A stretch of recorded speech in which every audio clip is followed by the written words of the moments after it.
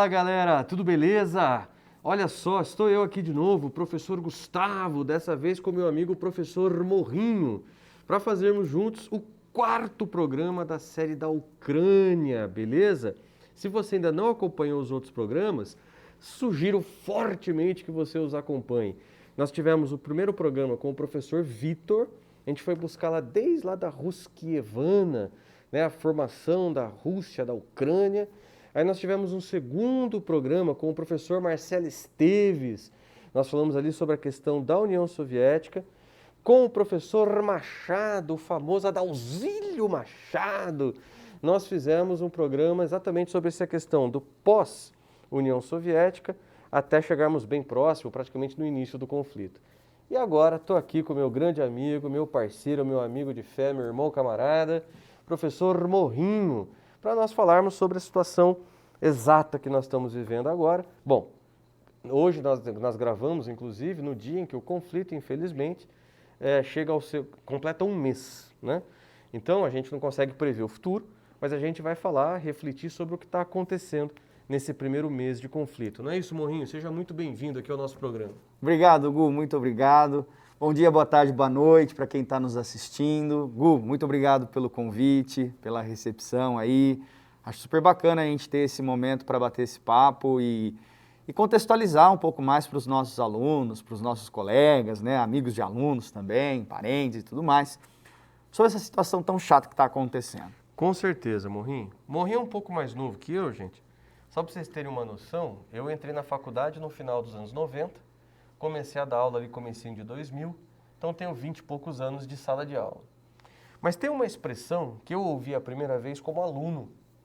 E como professor de história, de geografia, a gente já usou essa expressão em contextos diferentes. Sem dúvida. Mas uma coisa legal é que se tem alguém da geração acima da nossa, não viu essa expressão na escola. Exato. Eu estou falando sobre nova ordem mundial. Quando a gente estudou lá nos anos 90, essa expressão estava sendo usada pela primeira vez. Né? Então, meados dos anos 90 ali, surgiu essa expressão, nova ordem mundial.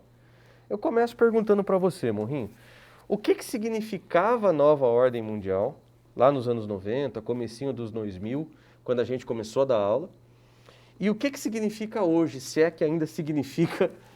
O que é essa tal nova ordem mundial, Morrinho? Boa pergunta, Gu. Quando a gente fala em nova ordem mundial, a gente está falando em ordenamento geopolítico. Então, o ordenamento geopolítico, a gente leva em consideração um determinado conjunto de relações de poder em um determinado período da história. Então, quando a gente fala em geopolítica, a gente fala em três grandes ordens geopolíticas. A gente fala da ordem geopolítica do imperialismo, em que as potências europeias imperialistas do contexto de revolução industrial se fortaleceram e exerceram um domínio econômico, político, cultural muito grande ao redor do planeta.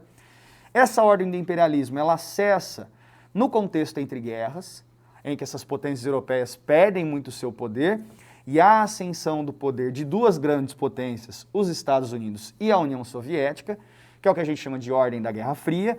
E aí você tem toda a bipolaridade mundial, a bipolarização do poder mundial, com as áreas de influência, a formação das alianças militares, a corrida armamentista, aeroespacial, mostrando de fato esse jogo de forças. E essa expressão nova ordem mundial seria algo novo de fato para o período pós-Guerra Fria. Então, qual é a situação que a gente chega em termos de ordenamento de poder logo no pós-Guerra Fria? Considera-se o fim da história, como o Fukuyama falava, né?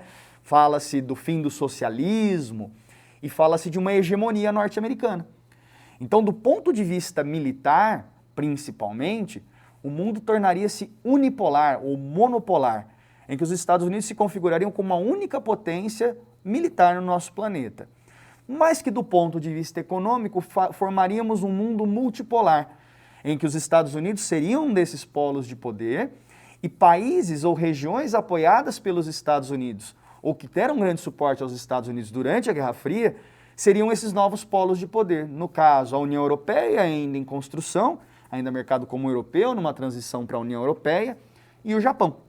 Agora, dessa nova ordem mundial que a gente começa a falar nos anos 90, a gente tem uma mudança principalmente depois da década de 2010, agora a década de 2020 entrando, talvez por uma novíssima ordem mundial, em que novos atores começam a aparecer com muito mais força.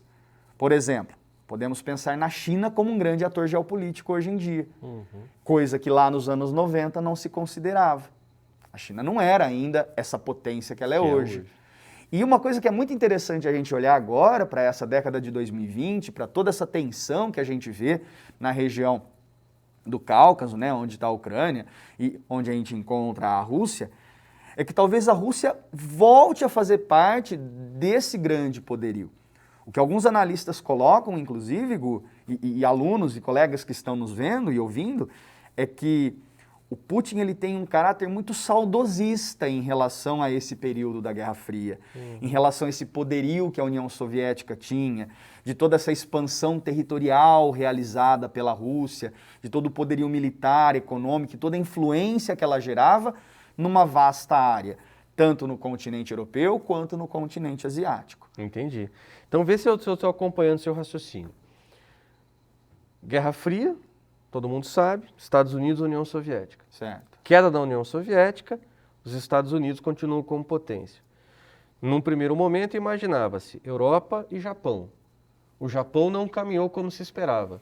Surge um ator novo aqui que é a China. Que vai dividir com o Japão, vai dividir com o Japão esse espaço de poder. E a própria Europa que não caminhou tão bem também no último saída da Inglaterra, a Europa viveu os seus desafios. Exato. Exatamente. E a Rússia, de certa forma, quer voltar a brilhar. Exato. E o Putin, ele representa, de certa forma, esse líder russo, num regime que a gente sabe, já viu nos outros programas, que carrega com algum autoritarismo, que já está há décadas no poder, mas tentando fazer uma Rússia retornar a uma grandiosidade perdida. Algo meio soviético, meio czarista sobre alguns aspectos. E olha só, nesse sentido, a Ucrânia, ela passa a ser o palco de todos esses atores. Sim. Porque a gente tem a questão da expansão da OTAN, que nós vimos no programa passado, dos Estados Unidos por trás disso, uma União Europeia buscando uma unidade nesse contexto, a Rússia voltando a ganhar o seu espaço e a própria China se colocando como um ator decisivo. Que para mim é o fiel da balança, exatamente. A China é o fiel da balança. A China, para mim, Por quê, hoje é o fiel da balança. Por que a China é o fiel da balança? Porque a China vem se fortalecendo cada vez mais do ponto de vista político e econômico em escala global. Mas hoje, no mundo globalizado que a gente vive, ninguém pode se isolar. Então a China vai ter que encontrar um meio termo, um meio de caminho, em que ela consiga manter uma aliança boa com o Ocidente, seja a Europa, seja Estados Unidos. As relações entre Estados Unidos e China foram estremecidas durante o período Trump. Guerra comercial, principalmente. Então, é interessante que essa guerra comercial não aconteça. Que haja um intercâmbio bacana de comércio, de troca de informações, de troca de tecnologia. Mas a Rússia, ao mesmo tempo, vê a China como um grande aliado. Por que eu digo isso, Gu? Um dos grandes pontos nevrálgicos, se talvez a gente toque ainda nesse assunto ao longo do nosso papo, é a questão energética. Tá? Então a Rússia ela é uma grande fornecedora de energia para a Europa. Então como que a Europa vai lidar com essa questão energética? Mas como que a Rússia também vai lidar com a questão econômica se ela deixa de vender energia para a Europa? Ela vai ter que achar alguém para se tornar parceiro dela. E aí é nesse sentido que talvez essa parceria com a China, essa aproximação com a China, seja algo interessante economicamente para a Rússia e em termos energéticos para a China. Entendi.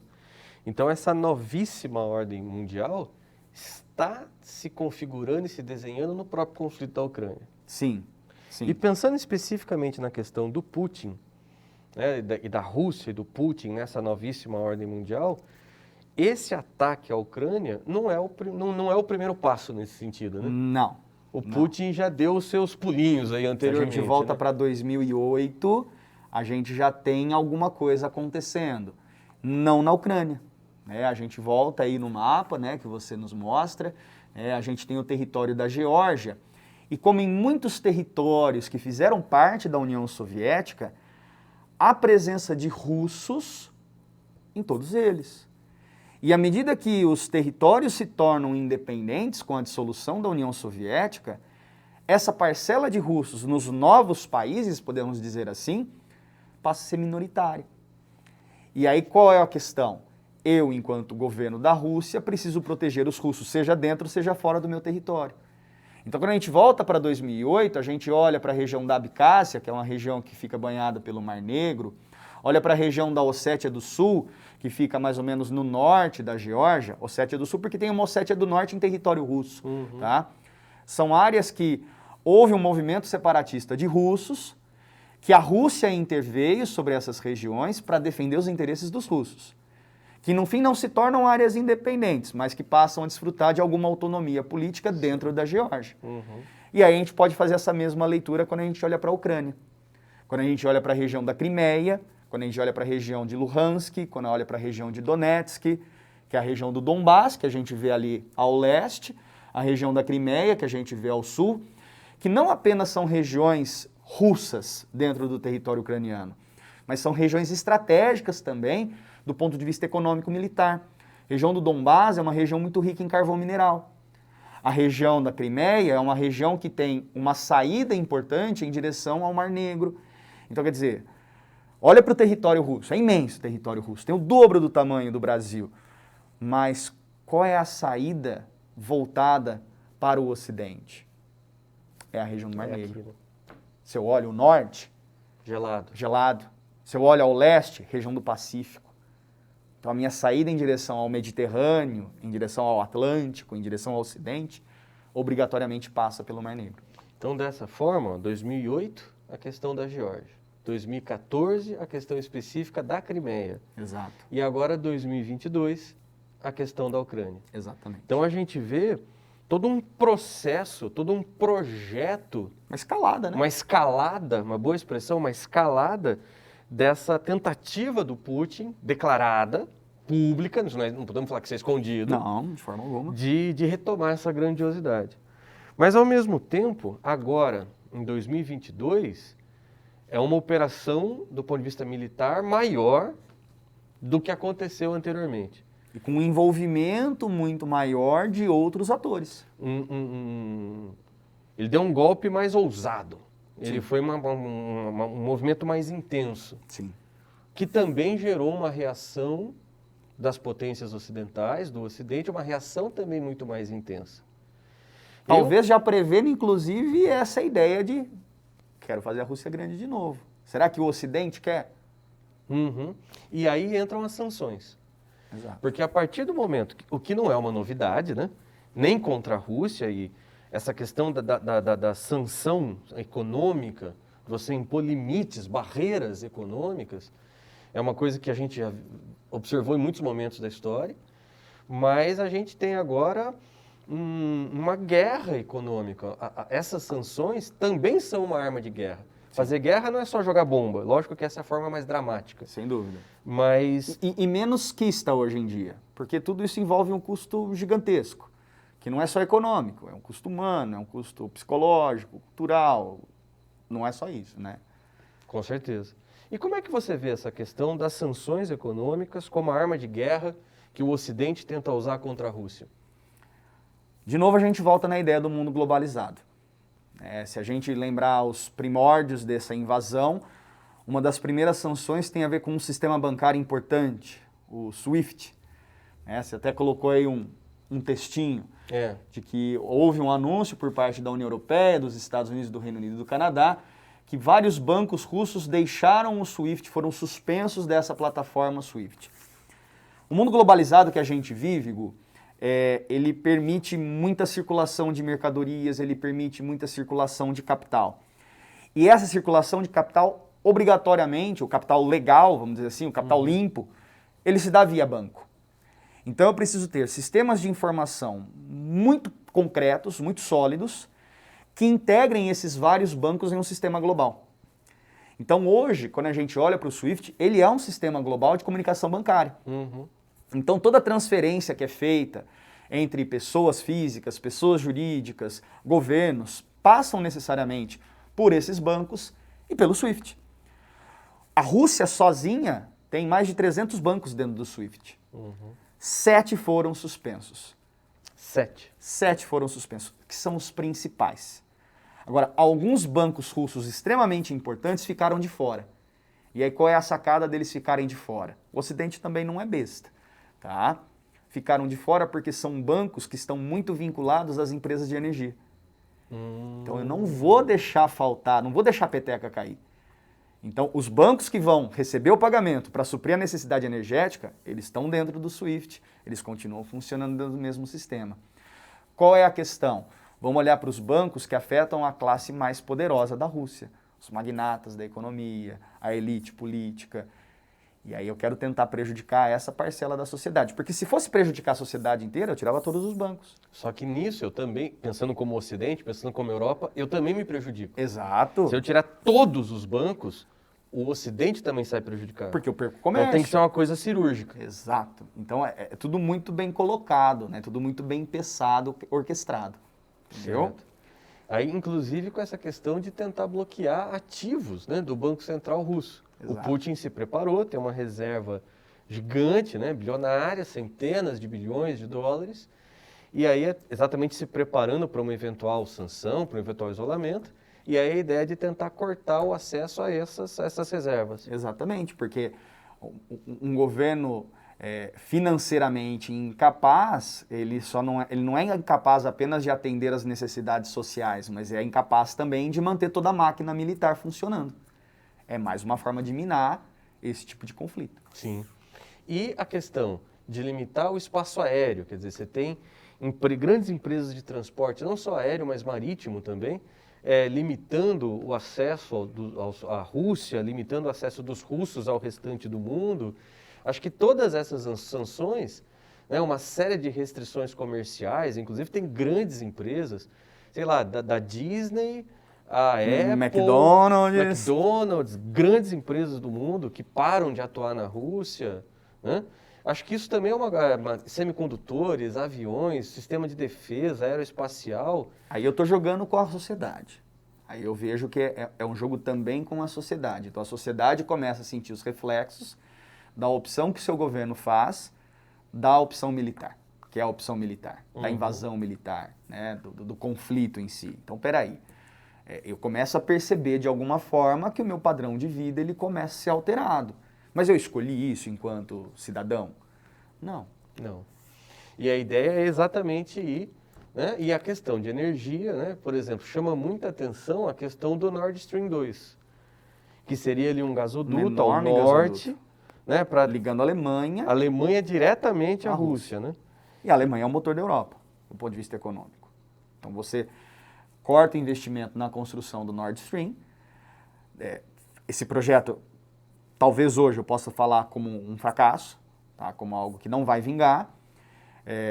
Isso afeta a economia russa, porque ela faria o suprimento dessa energia para a Europa via Alemanha. Então, assim, você tem um grande duto que vai até a Alemanha, mas isso se ramifica em continente europeu. E quem fornece o insumo principal é a Rússia. Se eu não tenho mais o duto, eu não tenho mais esse fornecimento. E aí nós temos, ao mesmo tempo, um desafio energético. Por quê? Porque é fazer uma transição energética da dependência de gás natural, da dependência de petróleo, para uma energia mais limpa, para uma energia renovável. E isso, com certeza, não se desenvolve a curto prazo, mas vai dar muito pano para manga. Porque na hora que o mundo perceber, poxa, nós conseguimos lidar com uma questão energética sem a dependência das fontes fósseis, o paradigma energético mudou no mundo inteiro. Quer dizer, vai ser a próxima grande revolução industrial, a próxima grande revolução energética, a substituição dos combustíveis fósseis. Sem dúvida. Me parece, Morrinho, pelo nosso papo, que é como se fosse um grande jogo de pôquer, onde você está lá, a Rússia com as suas cartas, a União Europeia com as suas cartas, os Estados Unidos, a China, e vendo até onde que cada um vai. Quer dizer, o Ocidente tentando estrangular economicamente a Rússia jogando tanto na sua aposta militar, quanto dessa dependência energética da Europa, principalmente.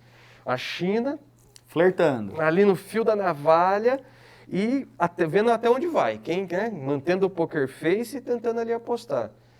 Mas quem paga o preço é o povo da Ucrânia. Sim. Quem está pagando o preço desse jogo Sim. é o povo ucraniano. Hugo, hoje eu fui me informar, eu li um pouquinho sobre refugiados, deslocados internos, né, que são as pessoas que sofrem muito com a guerra porque precisam sair de suas localidades. Né, e basicamente, isso eu já conversei com muitos alunos, a diferença desse refugiado para o deslocado interno é que o refugiado ele consegue sair do território ucraniano. Uhum. Então ele vai para a Polônia, vai para a Romênia, vai para a Eslováquia. Os que descendem de russos vão inclusive para a Rússia. E o deslocado interno ele não consegue sair do território. Ele fica ali, não sabe muito bem para onde ir, vai para a cidade de um vizinho, de um parente, um conhecido. A Ucrânia tem uma população hoje de 44 milhões de habitantes. São 7 milhões de deslocados internos. 7 milhões. 2 milhões de refugiados. Então, assim, dar aquela arredondada porquinha, estamos falando de 10 milhões em 40 milhões. É muita coisa. É muita coisa. E esses números podem piorar muito. Podem piorar muito. Então, por exemplo, a gente olha para a Ucrânia e percebe que a fome enquanto problema social já é um problema grave. A gente precisa lembrar que se hoje aqui no Brasil a gente está entrando no outono, a gente estava no final do verão, eles estavam no final do inverno. Então eles estão lidando com tudo isso em meio a uma temperatura baixíssima, muitas vezes sem energia elétrica, muitas vezes sem comida. Então você imagina a situação de vulnerabilidade dessas pessoas em meio a esse conflito. Uhum. O que muitas vezes a gente olha para a tecnologia militar, nossa, olha esse tipo de míssil, olha aquela catástrofe que aconteceu. Mas tem uma catástrofe invisível que a gente não percebe, que é o dia a dia das pessoas, que não tem nada com isso. Que não tem nada com isso. Que é a parte mais triste. Quer dizer, a gente tem, com certeza, um número que a gente infelizmente nem sabe dizer, milhares de mortes. Sem dúvida. Nem dá para fazer um balanço concreto, porque dessa desencontro de informações, mas sendo otimista, a gente está com alguns milhares de mortes. Um número que já deve, entre os vários tipos de pessoas que tiveram que se deslocar forçadamente por algum motivo. No mínimo 9 milhões. De 9 a 10 milhões de pessoas. E a fome, num futuro pós o desemprego, cidades destruídas, quer dizer, são dezenas de milhões de vidas afetadas. Duramente afetadas, né? Super Duramente afetadas. E para essas pessoas, sendo otimista, se o conflito acabasse amanhã, talvez eles levem décadas para se recuperar. Sim. E sem contar todas essas mortes, toda essa, né? Então todo o trauma que fica. Todo o trauma que fica. Com certeza. Vamos fazer o seguinte então, Morrinho. Acho que por hoje a gente conseguiu dar uma geral do que está acontecendo. A gente espera que se encontre uma solução diplomática para esse conflito. Mas, num próximo momento, espero que quando acabar o conflito, ou se ele se arrastar, a gente volte a falar sobre as consequências desse conflito. Quem sabe com melhores notícias. Quem sabe, esperamos que com melhores notícias. É beleza? isso aí. Valeu, galera. Moçada. Até a próxima. Até a próxima. Tchau, tchau. Tchau. E aí, galera? Curtiram o nosso vídeo? Então, acompanhem o nosso podcast. Siga o nosso podcast, siga os nossos programas nas redes sociais da FAAP. Já sabe, vai lá, curte o nosso canal, clica no sininho, compartilha o nosso vídeo e vamos fazer parte dessa comunidade. Valeu? Um abraço!